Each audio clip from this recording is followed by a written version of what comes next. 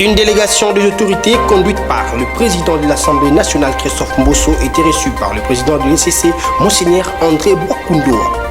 Une question orale avec débat est adressée au ministre du portefeuille par le député national Alfred Maïcha sur la signature d'un protocole d'accord entre la société congolaise Sakima et la société rwandaise Diter LTT au sujet du gisement des cobalt. La société civile de la République démocratique du Congo, à travers son coordinateur général Christophe Ngoyi, exige les enquêtes sur les rapports Congo-Holdo.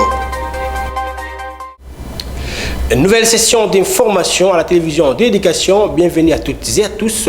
Place au développement des titres. Christophe Mbosso Kodia, président de l'Assemblée nationale, Modeste Bati Lukwebo, président du Sénat, Samalo Kondé, Premier ministre, et François Beya, conseiller du chef de l'État en matière de la sécurité, étaient chez le président de l'ECC, Monseigneur André Bokundoa. Souvez-les et tour à tour. C'est vrai, hier, nous étions chez Son Éminence, le cardinal Ambongo. Nous voici aujourd'hui chez Monseigneur, le représentant légal de l'Église du Christ au Congo. Je dois sincèrement dire que c'est dans le même objectif, la même mission que nous avons effectuée auprès du cardinal, c'est la même mission que nous sommes venus effectué auprès du représentant légal qui lui aussi était entouré des autres évêques, de l'ECC, des révérends pasteurs, également de professeurs spécialistes de l'Église. Nous sommes venus solliciter la collaboration de l'Église du Christ au Congo et nous avons demandé qu'on tourne le page de frustration, de mécontentement né à la suite de l'entérinement de l'équipe de la CENI. Nous avons présenté des explications, je pense.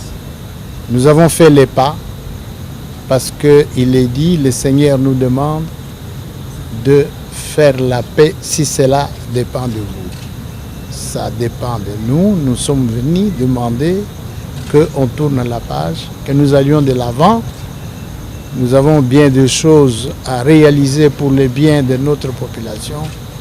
Nous n'avons pas à traîner les pieds sur un dossier pour lequel nous demandons la compréhension de tout le monde. Alors, les élections, nous allons les organiser avec la collaboration de tout le monde.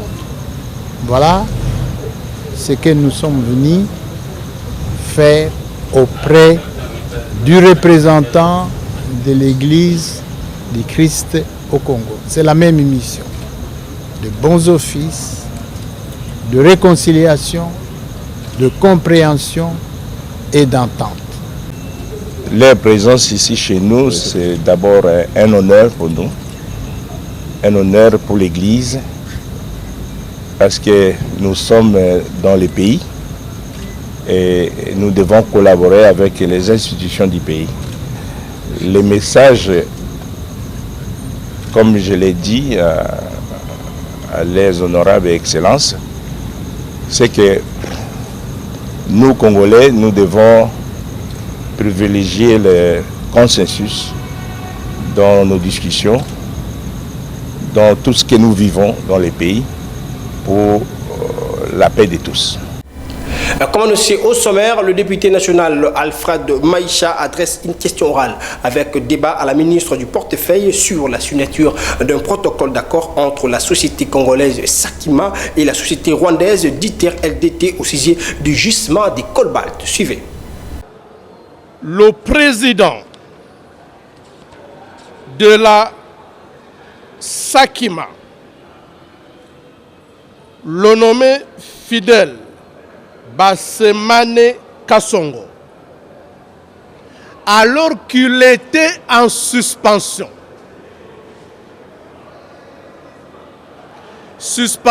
confirmée par le Conseil d'État,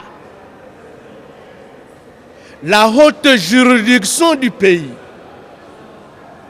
en matière administrative, Madame la ministre d'État concernée l'a autorisé à se déplacer de Goma à Bukavu, négocier avec une société rwandaise au sujet du sous-sol congolais et a signé un protocole d'État qui énerve toute conscience, un protocole d'accord qui énerve toute conscience, en ce que à l'article 1er de ce protocole d'accord, je le détiens, et l'article 3e du même protocole d'accord dispose que l'assakiment convient avec la société rwandaise, dont je citais le nom, de créer une autre société nouvelle et de transférer tous les permis de recherche, tous les permis d'exploitation, bref, tous les gisements de 3 provinces, le sud, le nord Kivu et le Maniema, appartenant à la Sakima, société congolaise, à une nouvelle société à créer ensemble avec une société rwandaise. Et c'est sans contrepartie. Tête à tête, Félix Tshisekedi et Paul Kagame le jeudi 25 novembre 2021. Suivez-les tour à tour. Very pleased to be visiting my brother, President Felix Tshisekedi, and being here in Kinshasa, in DRC. Je suis très content d'être ici et de participer à cette conférence qui est une conférence sur le sujet de la violence faite aux femmes et aux filles, surtout ici en Afrique, et l'importance que les hommes ont pour stopper ceci. Et c'est une conférence très importante et je suis très content d'être ici pour cela. Mais également aussi important, nous avons eu des discussions concernant la coopération bilatérale entre nos deux pays. Nous avons parlé du développement, de la stabilité et de la paix dans la région entre nos deux pays, mais aussi des causes de cette insécurité. So this invitation and this conference, the meeting we are going to have today, et donc cette réunion et cette conférence nous a donné une bonne opportunité de renouveler notre amitié et une coopération pour améliorer les relations entre nos deux pays. je vous remercie, Président, mon frère. Merci. Le président a tout dit. Nous avons effectivement abordé le problème de cette conférence sur la masculinité positive, le rôle que les hommes doivent faire pour protéger davantage les femmes des violences qui sont faites sur elles, mais également de la promotion de celles-ci dans la vie sociale. Et le président Kagame est très en avance là-dessus, sur la participation et le rôle des femmes dans les institutions. Donc on a beaucoup discuté là-dessus et effectivement également des problèmes bilatéraux et qui concernent nos pays respectifs. Le vice-premier ministre, ministre de l'Intérieur, maître Daniel Asselo, a reçu le jeudi 25 novembre 2021 l'ambassadrice britannique en République démocratique du Congo, Émilie Malteman. Les grandes questions sécuritaires étaient au menu. J'ai rencontré le vice-premier ministre et ministre pour l'Intérieur pour en discuter de tous les sujets en charge de ce ministère, la situation de sécuritaire, la situation avec la décentralisation aussi. Et nous avons échangé sur les plans du gouvernement, sur la réforme de la police et bien sûr les plans d'améliorer la décentralisation dans le pays pour mettre le gouvernant dans les provinces au niveau des territoires beaucoup plus proche à ceux qui sont gouvernés et de contribuer à la redevabilité de tous les fonctionnaires et les administrateurs.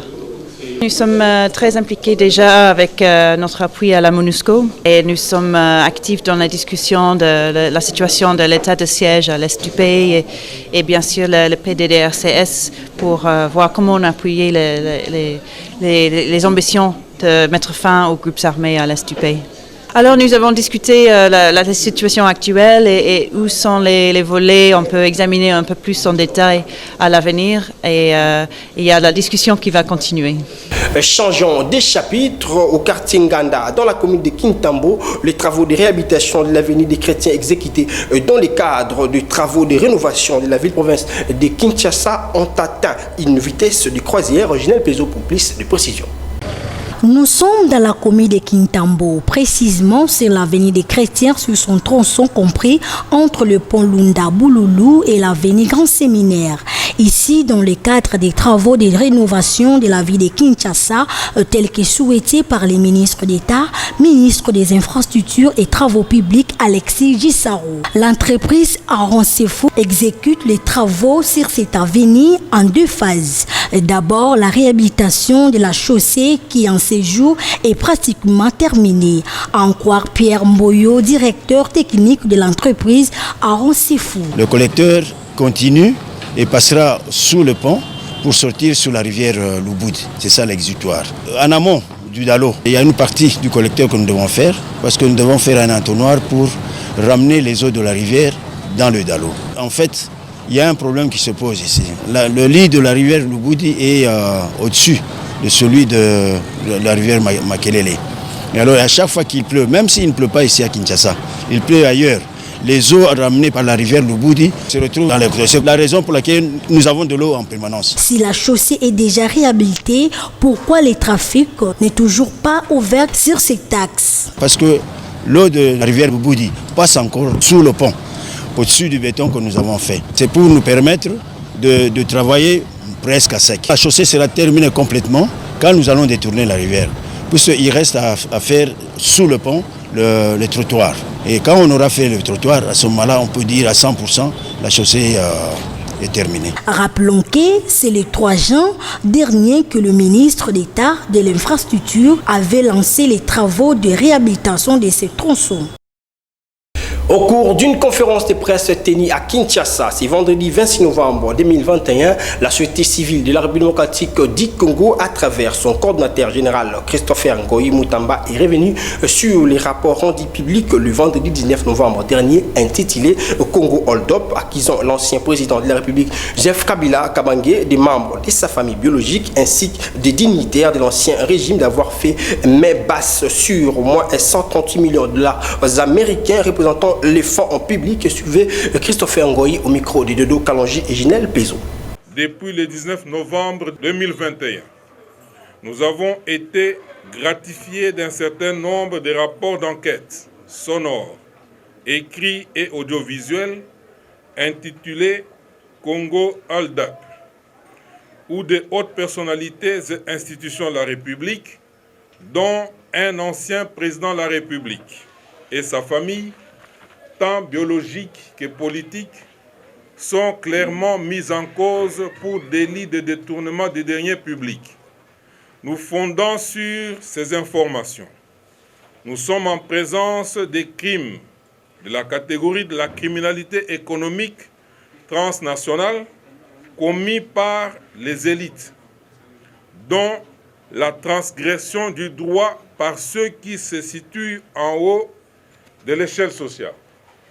Les auteurs de ces crimes sont dangereux et nuisibles pour la société congolaise. Ils ne méritent pas de demeurer parmi nous et ne doivent pas rester impunis.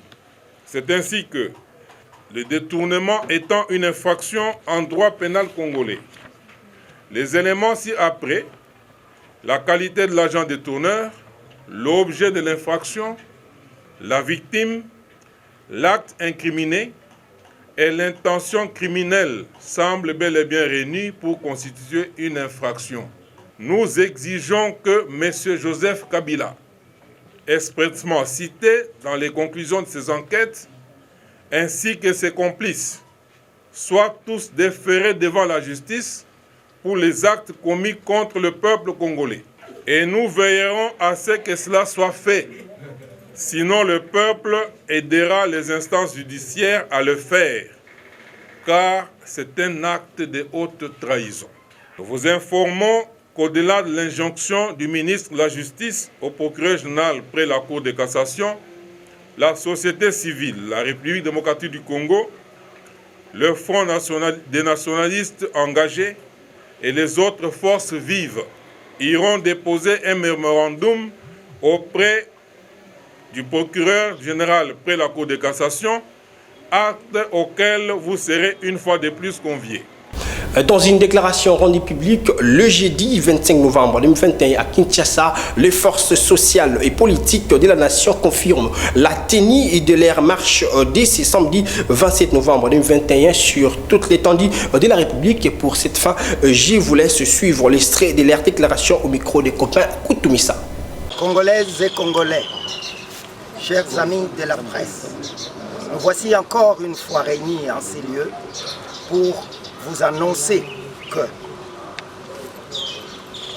les forces sociales et politiques de la nation réunies autour des laïcs, catholiques et protestants, CALCC et Milapro, avaient projeté déjà il y a quelque temps une marche pour le samedi 27 novembre 2021. La lettre d'information numéro 008-JBLK-JP-2021 déposée dans les minutes de l'hôtel de ville du gouvernement provincial en date du 16 novembre 2021 venait d'être complétée par l'itinéraire qui restait par rapport à la dite marche. Nous voici donc ici venus pour vous confirmer que la marche des forces politiques et sociales de la nation autour du Milapro et du CALCC est confirmée pour ce samedi 27 novembre 2021 suivant les itinéraires suivants. Nos populations pour la ville-province de Kinshasa, bien entendu. Nos populations de l'axe Tchangou et Moamba auront comme point de chute le palais du peuple.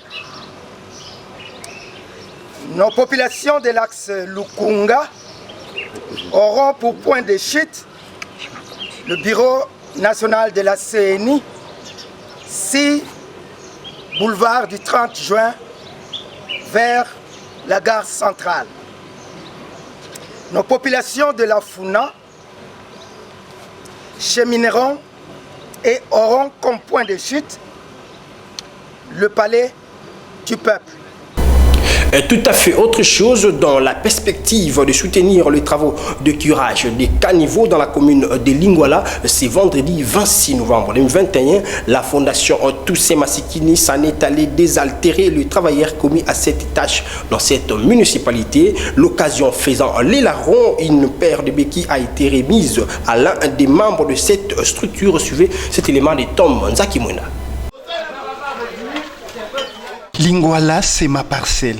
Ezika, Ezika, tel est le slogan et les maîtres mots de la fondation Toussaint Massikini. C'est dans ce cadre que les membres de la fondation Toussaint Massikini ont effectué une visite remarquable dans la commune de Lingwala, leur parcelle, en vue de poser un geste de générosité à l'égard des cantonniers chargés d'écurer les caniveaux dans cette municipalité en cette période de forte chaleur.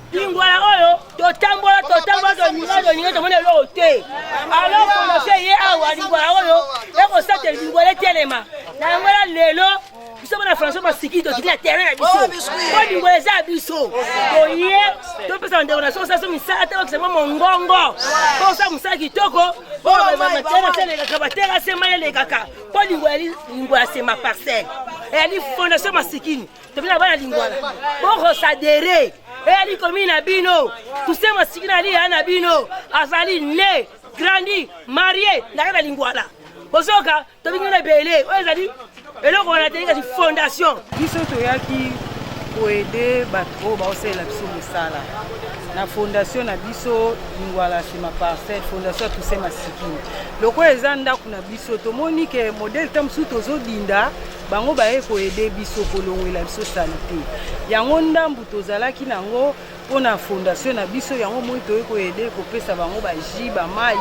En tout cas, merci na musaba bazo saela biso. Ngala za coordonnateur fondation Toussaint Masikini. Yaki kotala bandeko baosuna biso na kotigere babalabala yango président akanisaki ki faut kopesa bango to kotigere na mwa mai mwa ji kopesa bango makasi ya kosala kosala malamu. Conformément à son mode opératoire, Toussaint Masikini, président de la structure qui porte son nom, a personnellement remis des béquilles à l'un des membres, en la personne de Maman Berthe Mangengo.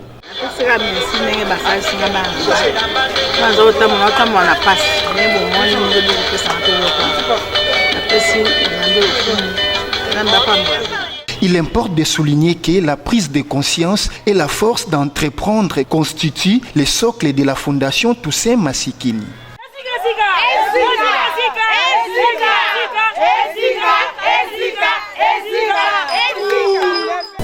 Parlons province. Dans ce journal, les FARDC ont libéré 54 otages des mains des ADF sur l'axe Luna à Samboko sur la route nationale numéro 4. Suivez cet élément de Francois Sanga. Un exploit de plus pour les forces armées. À Ituri, ces voyants militaires viennent de libérer 54 civils de main des ADF lors des patrouilles de combat au village Manzobé, dans la chefferie de Walese-Vonkutu, en territoire du Roumou. Parmi les otages libérés figurent 17 femmes, 16 hommes et 21 enfants. Un motif de joie et de remerciement pour ces populations qui salient le professionnalisme de FRDC. Nambala mobiso kokota masasi bandiko beta babeti masasi ngana nzui masasi na maboko babeti masasi na bapine bisi ekwe bayeba pasoli paraprise ale babandiko misa bapasager nyonso kotia bango singa boa tomoni bakonzi bayambi biso malamu pesi biso biloko ya kolia atuka tozwi sécurité penza nano atuza bien vraiment.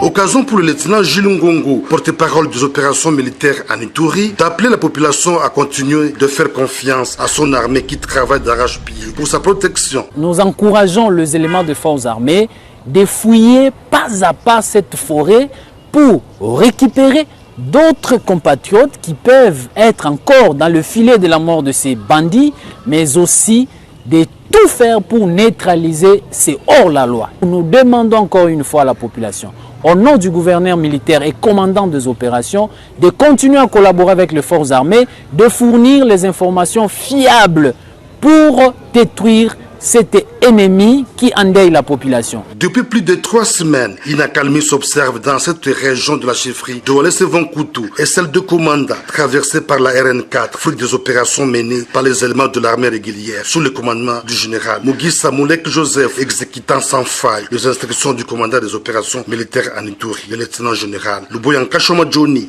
D'une province à une autre, le gouverneur militaire de la province du Nord Kivu a lancé le jeudi 25 novembre 2021 les travaux de réhabilitation de la route Massissi-Walikale. Suivez ce reportage. Officiellement ce mercredi 24 novembre 2021, les travaux pour la réhabilitation de la route Goma-Massissi-Walikale, longue de plus ou moins 227 km, avec le financement propre de la province et à Kachebere. Limite entre le territoire de Massissi et celui de Walikale, que le chef de l'exécutif provincial a donné le coup d'envoi des travaux de désenclavement en présence de plusieurs personnalités qui ont rehaussé de leur présence à cette cérémonie. Dans son allocution, le gouverneur militaire a rappelé son souhait de concrétiser la circulation fluide dans cette partie qui va conduire à un véritable développement en reliant l'est du pays à l'ouest. Le gouverneur Constant Dima a sollicité l'appropriation des travaux par la population car cette route va apporter des solutions à certains problèmes que connaît la contrée. Le tronçon Goma-Walikale est très important. C'est le pont qui relie d'ailleurs l'est à l'ouest. De Walikale Centre, vous pouvez aller facilement à Kisangani. C'est seulement les 227 km qui compliquent un peu les choses.